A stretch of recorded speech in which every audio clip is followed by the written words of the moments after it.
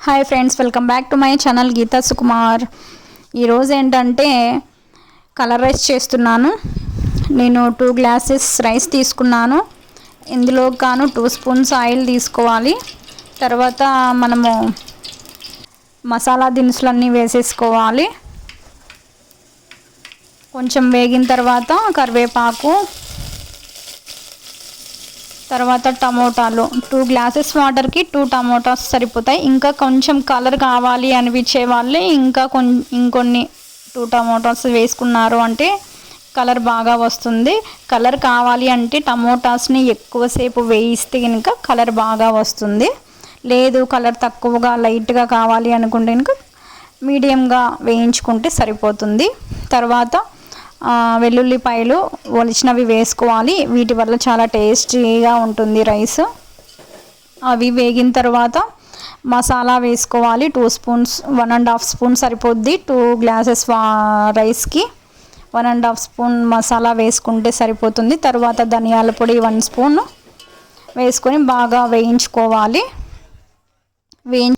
బాగా వేగిన తర్వాత 2 గ్లాసెస్ రైస్కి 4 గ్లాసెస్ వాటర్ వేసుకోవాలి. బాగా పొడి పొడిగా కావాలి అనుకున్న వాళ్ళు 3.5 వేసుకుంటే సరిపోతుంది. మేము కొంచెం మెత్తగా తింటాం కాబట్టి 2కి 4 వేసుకుంటాం అన్నమాట.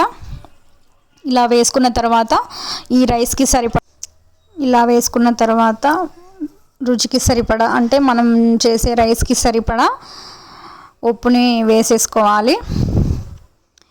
ఈ ఎసురుటిని బాగా మరగనిచ్చుకోవాలి. బాగా మరిగిన తర్వాత మనం ముందుగా నానబెట్టుకున్న బియ్యాన్ని అందులో వేసుకోవాలి.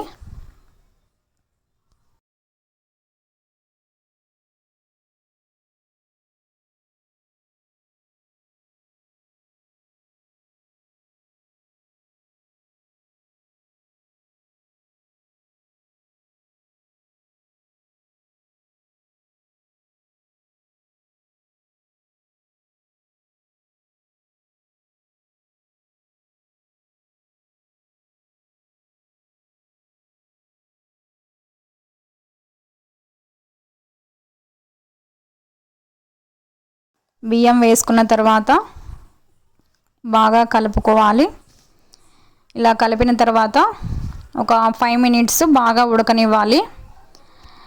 ఉడికిన తర్వాత 5 మినిట్స్ తర్వాత ఒకసారి చూడాలి. మళ్ళీ బాగా ఉడుకుతున్నప్పుడు ఎసురు దగ్గర పడుతున్నప్పుడు మళ్ళీ ఒకసారి బాగా కలుపుకోవాలి. ఇలా కలుపుకోవడం వల్ల ఉండలు లేకుండా ఉంటుంది రైస్. తర్వాత ఒక గుప్పెడు కొత్తిమీర తీసుకొని అందులో వేసుకోవాలి. ఇలా ఉడుకుతున్నప్పుడే ఆ ఫ్లేవర్ అనేది ఆ రైస్లోకి వస్తుంది. చాలా టేస్టీగా ఉంటుంది. తర్వాత మనం మూత వేసేసుకొని ఒక 5 మినిట్స్ ఉడకబెట్టేసిన తర్వాత ఎసురంతా దగ్గరికి వచ్చేస్తుంది. అప్పుడు ఒకసారి అలా కలుపుకొని ఇంకా మంటని సిమ్లో పెట్టేసుకోవాలి. ఒక 5 మినిట్స్ సిమ్లో పెట్టేసి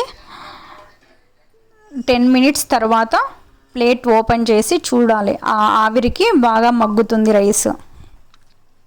చూసారు కదా ఎంత బాగుందో కలర్. హెవీ ఘాట్గా లేకుండా లైట్ ఫుడ్ అన్నమాట. చాలా చాలా టేస్టీగా ఉంటుంది.